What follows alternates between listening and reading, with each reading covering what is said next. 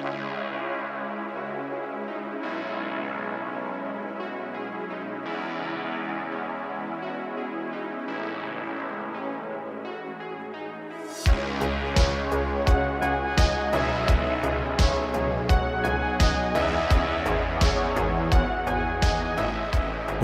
coming to you from 4,200 feet in the hills of Oregon, it is the voice of Chi-Town, the reddest beard in the high desert, your host of the MOA Broadcast, Sam Wilson. That's me. All right, we're going to get right into it today. We've got all kinds of good information. Starting with today's show. Now, so far, this has been a radio broadcast that we also put out as a podcast once it goes out over the radio. Starting today, we're going to have the video version available as well at our Patreon page. So if you aren't familiar with Patreon, it's basically a subscription service where you can go and pay a monthly subscription fee to access things like extra content or exclusives or things like that. So if you go to Patreon, that's Patreon, and look up Gear Convoy or Sam Wilson, the MOA Broadcast, you'll find us. There you can access the video version of the broadcast as well. And we appreciate your support for that. Otherwise, the audio version will still be free for everyone. You can access that at the www.gearconvoy.com website. There's a player there. Or you can get it from Spotify, Amazon Music, Apple Broadcast, or Apple Podcast, and whatever your favorite podcast supplier is, you can get it there for free. So we don't want to take away the content, but we do want to incentivize some, extra support, and that also helps us to cover the time and everything of setting up the video and everything. All right, we're going to do this since I usually do this broadcast from the sound booth. We're out in the shop today, in the knife shop, so give it a little bit more ambiance and a little bit more room to move around, frankly. So the acoustics may not be quite what we're used to. We may have a little bit of background noise occasionally. We got a train station or train tracks not far from here, so I'll try and cut any of that out in post, but if it remains, you'll have to just think of it as giving character to the show. All right, let's get into our first story. Now, we're going to introduce some news stories occasionally, things that I find interesting and want to share. The issue that we face today is everything has become political, and we're not going to bring politics into the MOA broadcast. So we may cover things that involve a, whatever current event. It may be a political event or a news event, but we're not going to inject our politics into it. Everywhere you go, every show, every podcast, almost everything has a big injection of politics into it. I don't want to do that. This is going to be a place where we just do what the news used to do years ago, which is give you the information, the facts, the who, what, where, when, why, and all that, and you draw your own conclusions. So we'll just be reporting on the actual events that we happen to find interesting. So let me get a sip of this coffee here. That is some good coffee. Okay. Nice and hot. We are currently being belted by snowstorms again, so the fun just continues. Let's get into our story, though. Coming to you from New York, the White House blocked an Associated Press, that's AP, an Associated Press reporter from an event in the Oval Office on Tuesday of this week after demanding the news agency alter its style on the Gulf of Mexico. This will make sense in a moment. If you haven't heard about the scandal, if you will, the kerfluffle about the Gulf of Mexico and Gulf of America, we'll get to that here. The reporter, whom the AP would not identify, tried to enter the White House event as usual Tuesday afternoon and was turned away. Later, a second AP reporter was barred from a late evening event in the White House's diplomatic reception room. Now, all this comes from before the inauguration, President Donald Trump announced plans to change the Gulf of Mexico's name to the Gulf of America, which he does have the legal right and ability to do. He signed an executive order to do so as soon as he was in office. Now, the AP said last month, 3 days before Trump's inauguration, before he made the change to call it the Gulf of America, they said that it would continue to refer to the Gulf of Mexico as the Gulf of Mexico, even though they stated they were aware of Trump's decision to rename it. Their reasoning was as a global news agency that disseminates news around the world, the AP says it must ensure that place names and geography are easily recognizable to all audiences. Now, I don't know what exactly they're actually saying or really saying here, but it looks to me like this is either an ego or a pride thing or some type of battle of wills. I don't know why they would want to dig their heels in. Let's get into this. This week, Google Maps began using Gulf of America, along with Apple Maps and other leading online map providers, began referring to it as the Gulf of America, saying it had a long-standing practice of following the U.S. government's lead on such matters. As of Tuesday by early morning, both Apple and Google Maps, along with other online maps providers, had changed it to Gulf of America. So the AP refuses to, I don't even know why this would come up that often, like how often do you hear them refer to it, but it seems like they're making a point of, well, we're not going to call it the Gulf of America. As a result, the White House, or Trump probably, is the one that said, okay, well, then you're not going to come in for press briefings here in the White House as long as you're referring to it as the Gulf of Mexico. So I guess those two will have their battle of wills and we'll see what happens. But since there was an executive order signed, that is the actual current and accurate name here in America. As far as what people around the world are doing, I don't know. I don't really talk to many people around the world about the Gulf of America or Gulf of Mexico, so I can't imagine it really being that big of a deal to most people. But I guess the AP wants to dig their heels in, and we'll see what happens. All right, that takes care of the AP. Moving on, a Florida woman. Speaking of intelligent moves, a Florida woman was arrested this week when she made the decision to call police to report a friend had stolen her marijuana. Not only did she have marijuana with her when cops arrived, they also found that she had 2 active outstanding warrants. For those of you that don't see the video broadcast, this is me staring at the camera with a face of, where do these people come from? Anyway, according to the police report obtained that documented the woman's ordeal, Stewart police responded to a call about stolen property at a Best Western hotel. Let me tell you, if your story starts at the Best Western hotel, chances are it's only going to go downhill from there. During the time, let's see what happened at the Best Western, they found we won't use her name, it doesn't matter. They found the lady or woman, whatever, who gave them the play-by-play of how the theft went down. She was, quote-unquote, hanging out with her, quote-unquote, friend Carlos, whom she had known for all of a week at the Best Western that night. During the time they hung out, she had approximately $30 worth of weed with her. After Carlos left, she looked in her container and believed about half a gram was missing. The only thing she could think to do was to call the police. The police asked her for identification, only find out she was wanted on 2 outstanding warrants, one for missing a court hearing and the other for not appearing to a probation violation for a DUI earlier this year. So, yeah, if someone steals your weed, apparently it's not legal for her to possess there. Do you really think calling the cops is a good idea?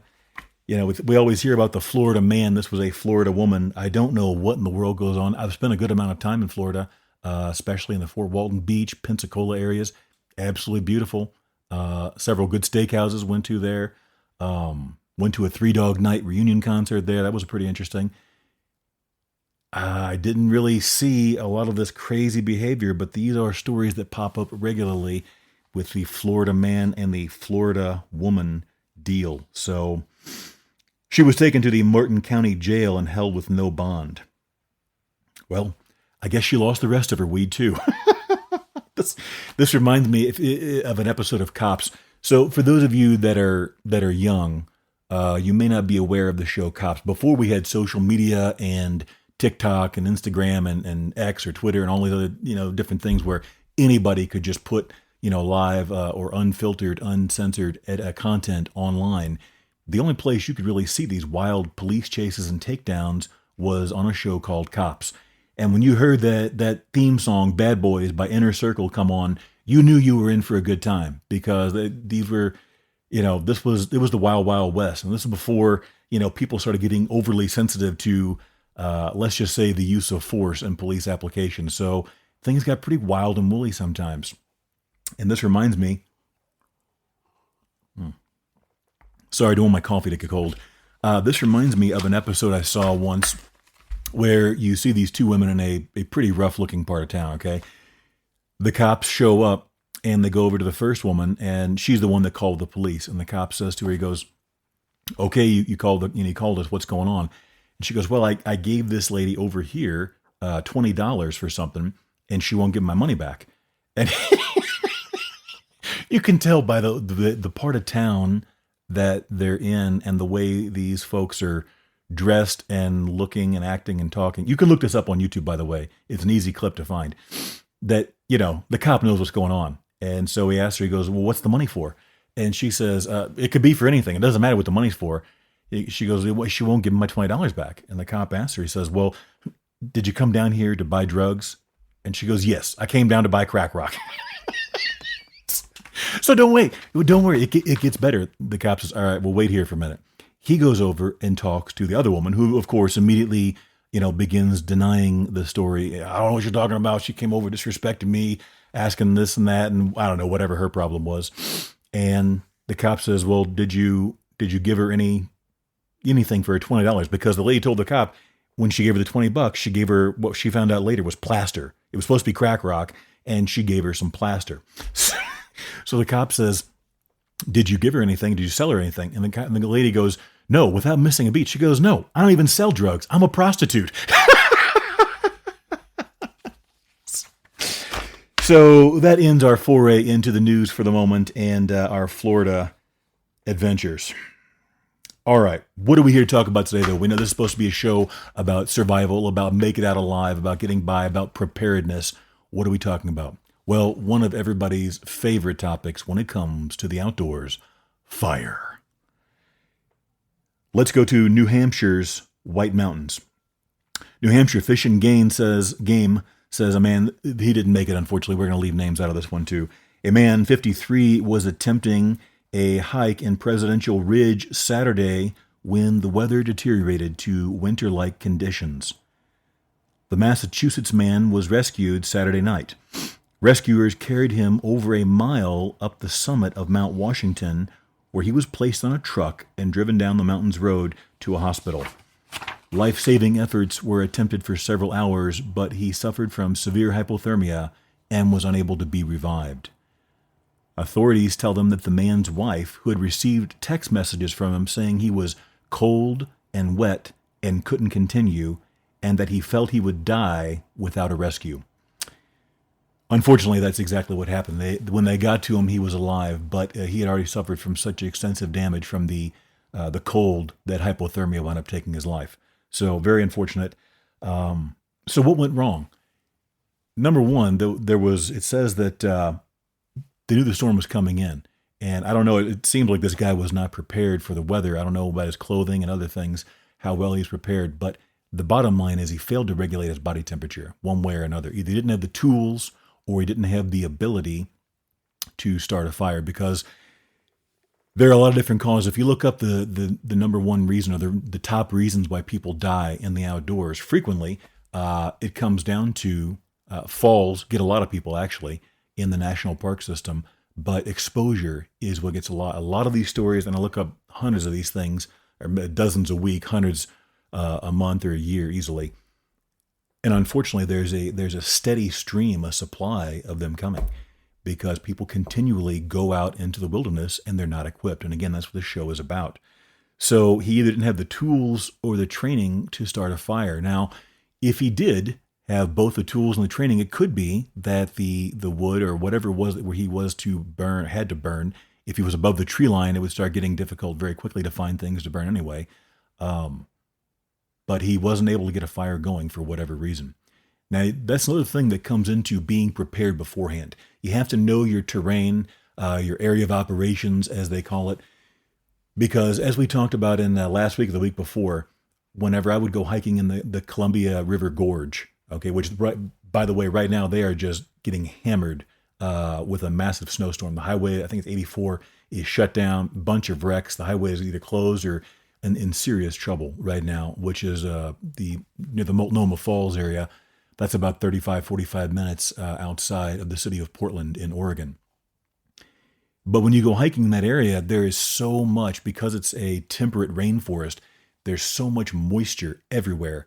If you pick up what they call deadfall, branches, things off the ground, a lot of times you can take branches that are wrist thick and just snap them in half or crush them with your hand because there's so much moisture. Now, if this guy was in a mountainous area, which he was, the White Mountains of New Hampshire, clearly there's a lot of moisture, there's a lot of snow. Even if he'd had matches or other fire-starting devices, he may not have been able to get a fire going because the wood was just too damp. And if he didn't bring tinder or other things along with him to facilitate that fire, then things get even worse for him. So, sad story, but that really is the crux of the matter today. It's not just a matter of having, okay, like let's say you got a lighter. Here we go. Even if you have this is a Bic, disposable, good tool to use in the backwoods. These are actually very reliable for the most part. You got to be careful when you get them really cold or wet. They may have issues, but usually a pack couple along, and that's, takes care of that. But if you had a lighter like this and you didn't have good tinder or the experience to actually get a fire going properly in wet conditions, it's not going to matter. And so, unfortunately, that gentleman lost his life. We hope the best for his family. All right, we're going to take a break. When we get back, we're going to discuss fire starting methods and tools and their pros and cons and their particular applications. So the question is, what's your favorite method for getting a fire going? What is the one thing you always have on you if you're going to be in the backwoods and you may need to have a fire going, whether for recreation or for an emergency? Let us know at info, I-N-F-O, at gearconvoy.com. That's info@gearconvoy.com, and we'll mention you on air. We'll be back. More Make It Out Alive with Sam Wilson after this.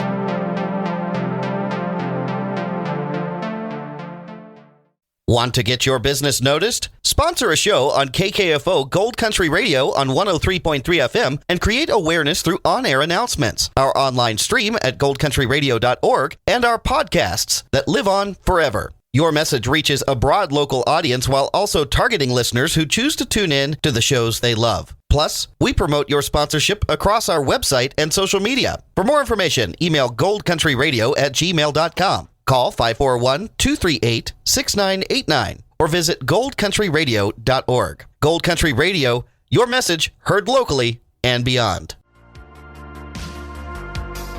You're listening to the MOA Broadcast with Sam Wilson. Will you make it out alive? All right, we are back and we are ready to get to it. Now, before the break, we were talking about different types of fire starters. One of everybody's favorite topics for discussion about the backwoods, starting a fire. Not the illegal kind, the legal kind. I'll bring it up in a future episode, but there was recently a hiker, I think it was in Arizona or somewhere in the Southwest, that they got lost for several days, and they were able to start a fire to signal for their rescue, but they wound up burning down a chunk of the forest as well, and they actually caught charges over that. It was a pretty big mess. But we'll do that on the time. This is for controlled, legal, safe fires while you're camping, backpacking, or for survival. So, what are some different types of tools? Well, if you're able to use the video version of this broadcast, again, that'll be available through Patreon page, Patreon. If you look us up there, Sam Wilson or Gear Convoy, you can get the video there. You can find the link for it on our website at www.gearconvoy.com, and you can get all kinds of information about what we're doing there and see the demonstrations here. Up first, probably the most common form of starting a fire. Let's see, did I bring out here we go. Just a regular old Bic lighter. Nothing fancy here. The thing is, Bic lighters are, and there are other brands, and I don't get paid or endorsed by Bic, let me tell you that, but I have had the best success along with a lot of other people over the years. Many have had the best success with the regular old Bic. These are nice because you can get them at gas stations, really cheap. You can get the full size. You can get the smaller size. If you're going to use one of these little, butane lighters as your primary method of starting a fire in the backwoods, do yourself a favor and get a couple of them. It's best to just put 1 or 2 or 3 in various parts of your gear, one in your backpack, 1 or 2 on your person, and I usually keep a small one, a spare one, in a Ziploc bag somewhere in my fire kit, which is a separate kit all its own, in my backpacking and hiking gear. Fire is very important. As we talked about, exposure gets a lot of people. All it takes is deviating your core temperature a little bit, and it's lights out. So anyway, the other good thing about a Bic is even after they run out of fuel, they still will spark. And if you have properly prepared tinder, you can still get a fire going that way. We also sell and provide really good tinder at gearconvoy.com. You can get them elsewhere as well. The tinder quick tabs. Here we go. It looks like this.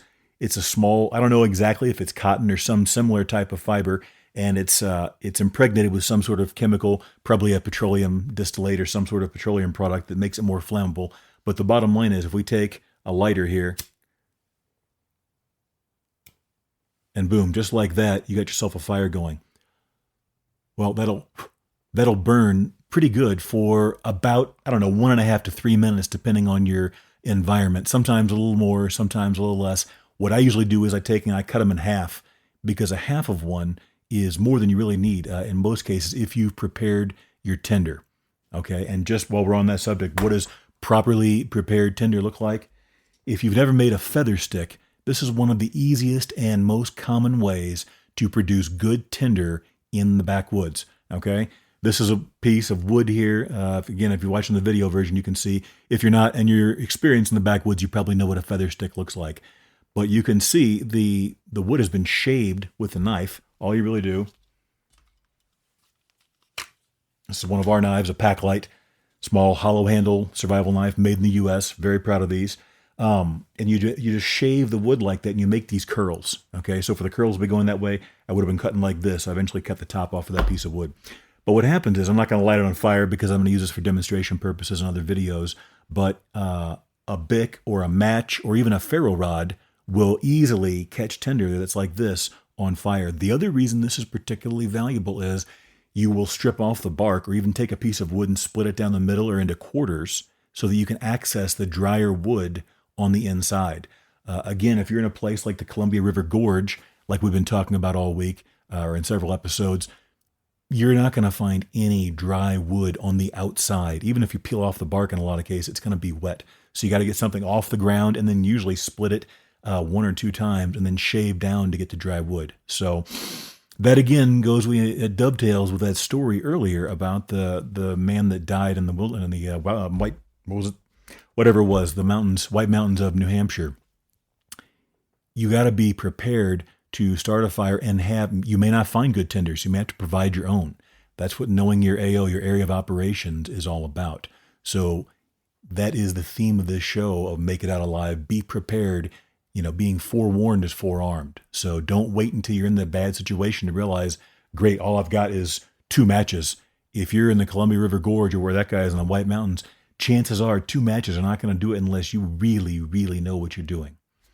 So, all right, let's put this up before I hurt myself. Get a sip of this coffee.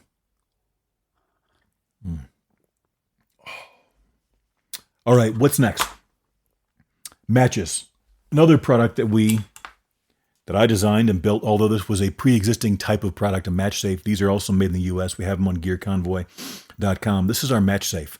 Okay, so for those of you that are younger and haven't really been around matches or match safes that much, this is a waterproof aluminum tube, and we take and screw open the cap on this bad boy. This happens to have a hard anodized OD green finish. We have them in OD green and black. We got a small compass there in the top for rudimentary navigation. I wouldn't want to rely primarily on a button compass for navigation, but in a pinch, it's better than nothing. We take that out, and you've got strike anywhere matches. Now, you can put whatever you want in there. For the purposes of this demonstration, I put in matches. You're going to want a handful of those. There's also enough room to easily put in a handful of matches, a couple of those, if I can hold on to it here, the quick tinder tabs. That way you've got a fire kit all in one spot. And yes, the knurling on here is sharp enough to strike a match. You can strike if you have a strike anywhere match. If it's not a strike anywhere match, you're going to need to include a striker strip. Otherwise, you're going to be in serious trouble. So make sure, again, you want to take all your gear, and we're going to get to that momentarily, and rehearse what you're going to do with it while you're out there, because that's the only way you're really going to find any holes in your game. If you do all this based on a checklist or a book or an article you got from somebody else, you're going to miss some things. Nothing really replaces the experience of doing it live, as O'Reilly would say. So you need to get out there and actually practice it. And that's the problem, that we're having this culture problem here, especially in America right now. People don't want to put in what they call the dirt time. They just want to go to Amazon, have their phone, go to Amazon, get me one of those, whatever. What's going to make me the best fire starter? Give me one of them. What's going to make me the best woodsman? Get me one of them. What's going to make me Rambo? Give me one of those. Put it in their cart and check out.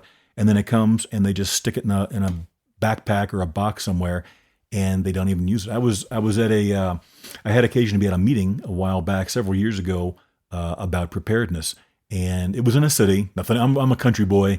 Nothing against city people. We just have very different backgrounds and perspectives on things.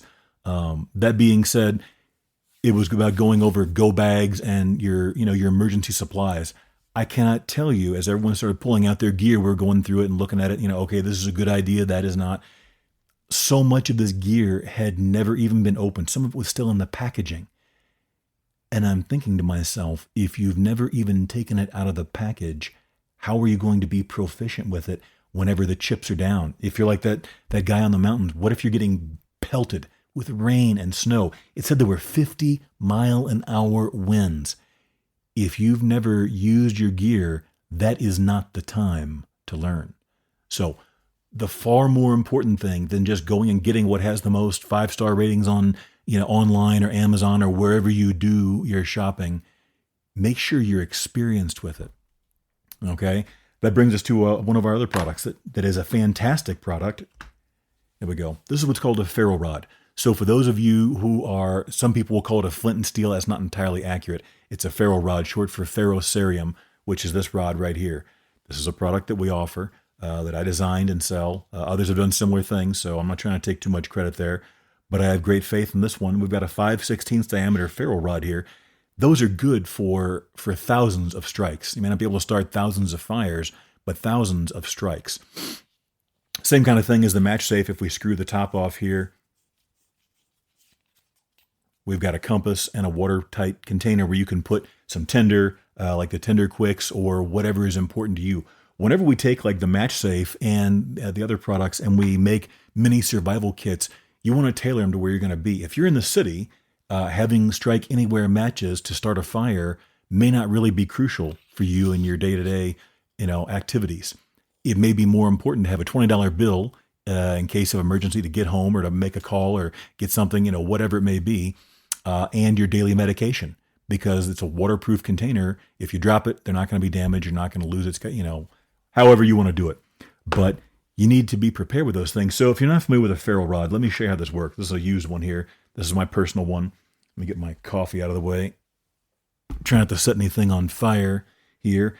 We have a striker that you can get, or you can use the blade or the spine of your knife. And you don't have to buy these from me. You can get these similar products anywhere. I'm not just trying to shove my stuff down your throat. The point is, whatever you have, practice with it. But here, for those of you that have never seen a ferro rod, you take it, and it throws a shower of sparks. If you properly prepared your tinder, like if you have a Tinder Quick tab like this here, or if you've prepared a feather stick like this, within a couple of strikes, sometimes one or two, if you're practiced enough, you can easily get a fire going. So why would you want a product like this as opposed to matches or a lighter? Well, the downfall, I don't think I got into it earlier, but the downfall with the lighters, not just Bics, but any of the small disposable butane lighters is sometimes when they get really cold, for whatever reason, they don't work. Probably due to the pressurization of the butane tank inside. But they just don't seem to work as well sometimes. I've had several of them fail me in not even sub-zero, but sub-freezing temperatures, 15, 16 degrees. You start flicking it, and it just doesn't work anymore. The other thing is they are susceptible to water, moisture. That's why I keep one in a Ziploc bag, so that if I go into the water creek, river, whatever, or my gear does, that lighter is going to stay dry. But I've had a number of these over the years get, mildly wet, and they just don't work anymore.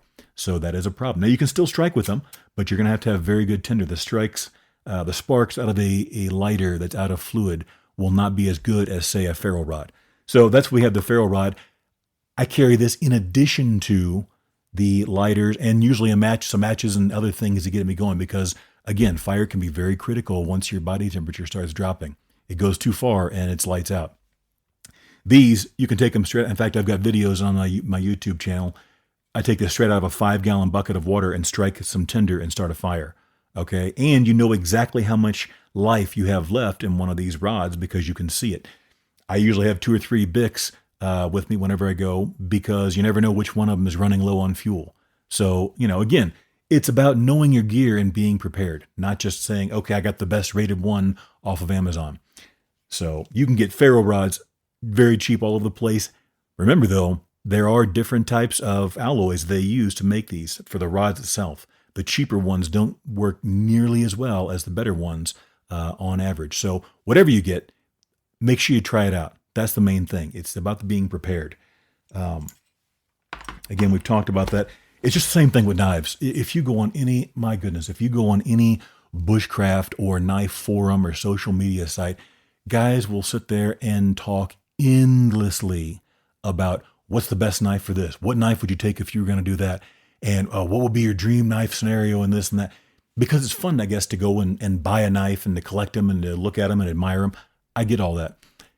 But the bottom line is people were surviving for thousands of years before we had stainless steel or even carbon steel knives just fine because they made do with what they had. I would rather have or be someone who was very thoroughly experienced with the knife or fire or other skills and have a cheap piece of junk knife than be the person who had the best knife in the world, whatever that would be, and have no skill or experience with it. So that's the underlying theme of all of this. Don't just go out and say, oh, I got Sam Wilson's gear, it's the best, I'm set. Or so-and-so's gear, it's the best, I'm set. That's not what we're trying to get to. It's really get the gear that is best for you, that fits your style of doing things, but then practice with it, okay? Some people don't like, hollow-handled knives. I happen to like them quite a bit. These are made very well. They have exceeded every test that I've ever thrown at them, and I've beat them to death. But for some people, that's not it. Fine. Then don't buy a hollow-handled knife. Buy the one that suits you. But the main thing is, again, use it. Have an idea of its limitations, what the edge retention is like, what does it take to get it, how rust resistant is it, corrosion resistant, and, at what point does it start feeling uncomfortable? How should I hold it? And so forth. Because those skills, that experience, will be far more valuable than just having the quote-unquote best knife on the internet. So that's what I have to say about that. We have one more story we have to get into here. Again, unfortunately, this is a sad one, so we're not going to use names. Let me get a cup of coffee here, a sip of coffee.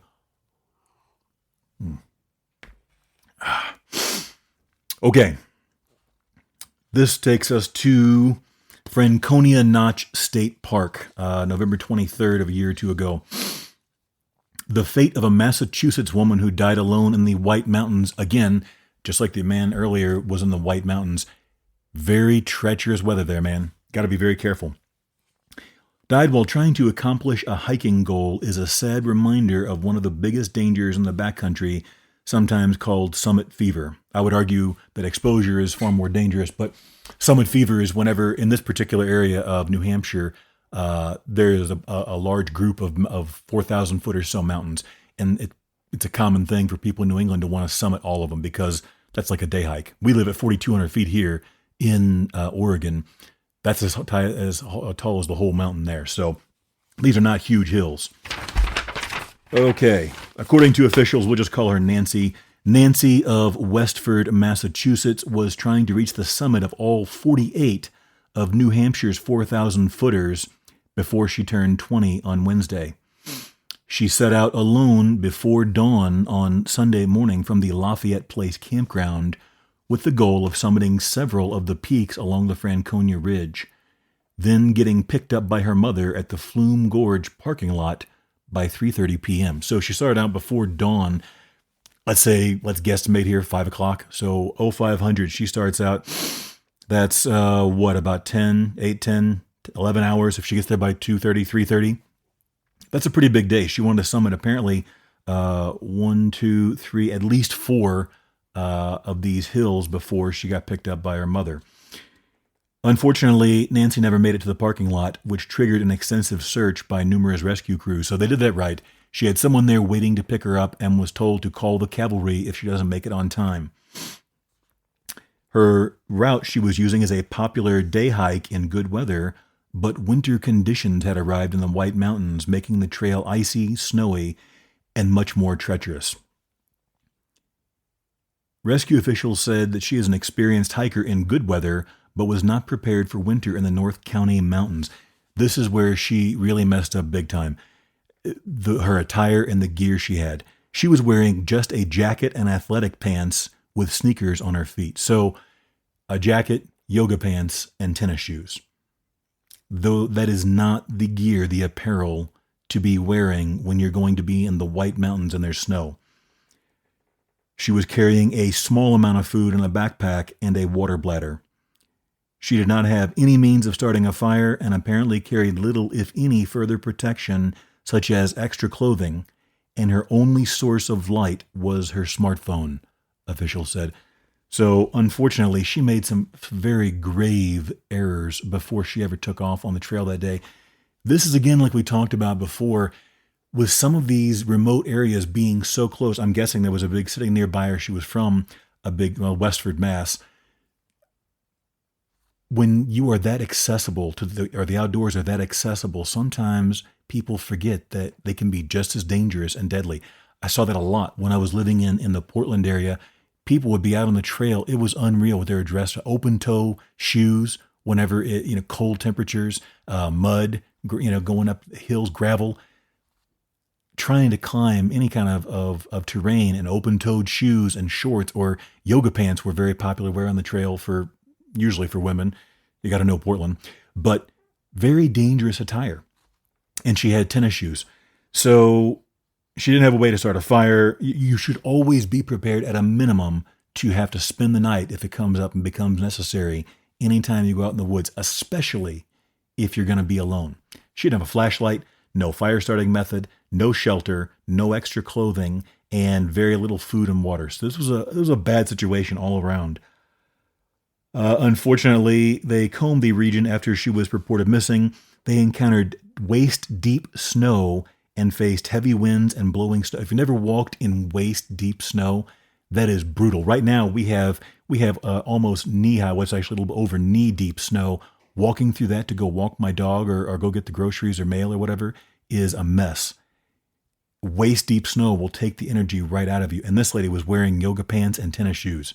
That is not the proper attire for that sort of adventure. Unfortunately, her body was located at 11:30 Wednesday on the northwest side of Mount Lafayette, indicating she had made it up just the first of the peaks. So she hadn't even summited her first one when she succumbed to exposure, I guess. So, unfortunate, sad story, but you got to be prepared. And that's going to bring us to a topic we'll get into next week that unfortunately she was not ready with, the 10 C's of survival. If you haven't heard of this, look it up. Good information on the things you should always have with you whenever you're out there in the woods. The 10 C's, as in Charlie, of survival. Okay, that's going to do it for today's show, folks. Thanks for your support. Remember, don't wait for an emergency to get your gear ready. Forewarned is forearmed. Because if you don't make it out alive, you don't make it out at all. Stay safe out there, folks.